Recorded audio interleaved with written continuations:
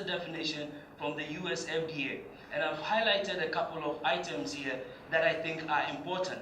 First of all, it is a voluntary thing. And I highlight this, and it's something that reminds me every time I go to design a study, to understand that the participant that is coming in is coming of their own volition. So I also need to be able to give them that respect as partners in what we're trying to do, and to get them to a comfort level based on being frank and open with them about what the goals of the study are. And that is why we highlighted the other section as well, which is understanding or trying to fill a certain knowledge gap, because that is what these things are for. If we knew everything about most of these drugs, we won't be running some of these studies, and that is the whole point. It is an avenue for us to learn more so we can do better, and that is what clinical trials are. For the most part, safety and efficacy are always, or safety in particular, is always central to clinical investigations. If efficacy, not so much, but we can get into that during the roundtable discussion. But safety is always paramount to what we do.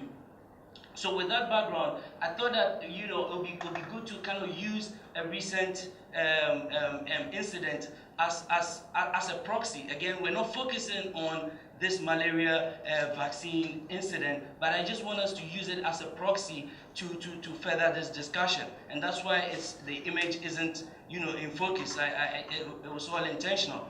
Now, in this instance, we know that when this announcement was made, 30th of April, I believe it was, we had all sorts of reactions from various stakeholders.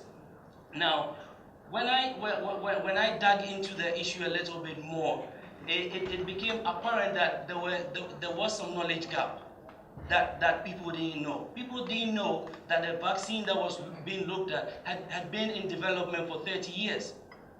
People didn't know that, but they had a right to know that out of the gate. At some point, that information would have helped the public to know. People didn't know that for almost 20 years, development for the drug in little kids had been going on. That was a big knowledge gap, a missed opportunity to engage with the general public. People also didn't know that this drug has been tested in other ways and had gone through a series of tests, phase 3, and the last one being in 2014, in guess what? Over 15,000 children.